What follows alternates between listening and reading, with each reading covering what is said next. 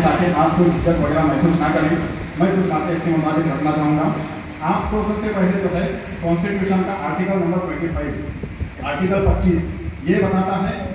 Freedom of religion के बारे में, यानी इस देश के हर एक नागरिक को अपने अपने चॉइस का, यानी जो उसे सही लगता है वो मजहब इख्तियार करने का हक है। ये फंडामेंटल राइट है, इसे कोई छीन नहीं सकता।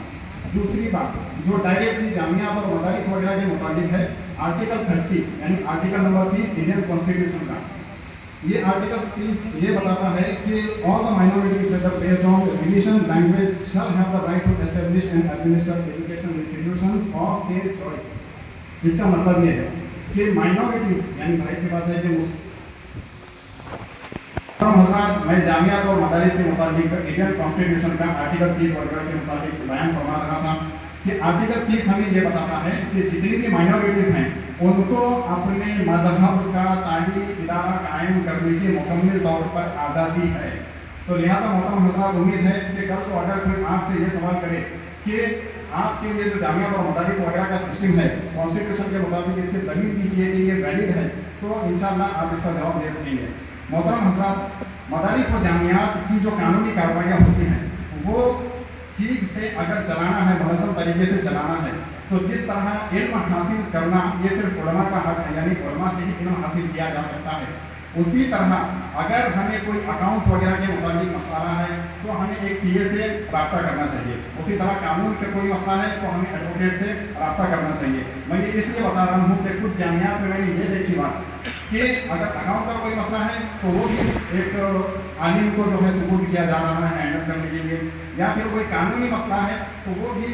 आलिम को ही दिया जा रहा है। तो बोलने का मतलब ये है कि हमें बिल्कुल प्रोफेशनली जामियात वगैरह को चलाना चाहिए।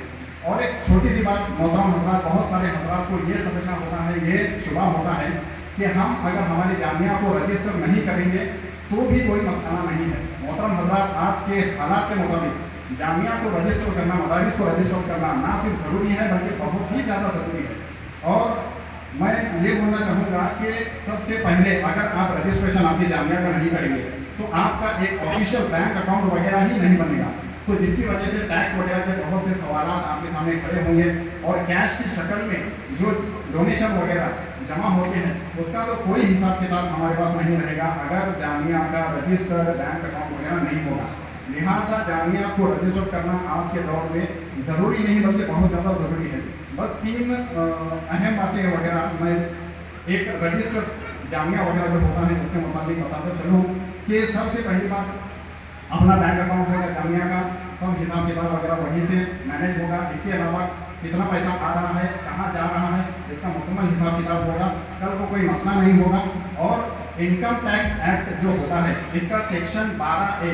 इसका सेक्शन 12A के मुताबिक अगर हम रजिस्टर कर लेते हैं, बहुत ही इंपॉर्टेंट बात है कि जितना भी डोनेशन वगैरह जमा होता है एक पैसा भी आपको उसके मुताबिक जो है टैक्स वगैरह देने की बिल्कुल भी कोई ज़रूरत नहीं है अगर आप सेक्शन 12A के बुनियाद पर अपने जामिया का रजिस्ट्रेशन वगैरह कर लेते हैं तो लिहाजा मोहतरम हजरात, मैं अपने इस बात के आखिर में बस कुछ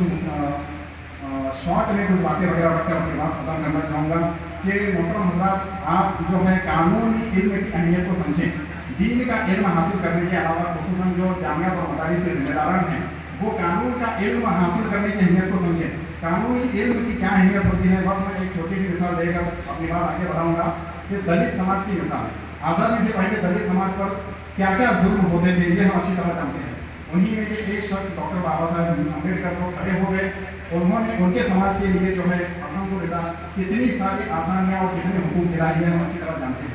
इसी तरह कानूनी मालूमात वगैरह ना होने के बहुत सारे नुकसान हैं। उसमें से एक बड़ा नुकसान जो हम सब अच्छी तरह जानते हैं कि वक्फ की ज़मीनें लाखों करोड़ों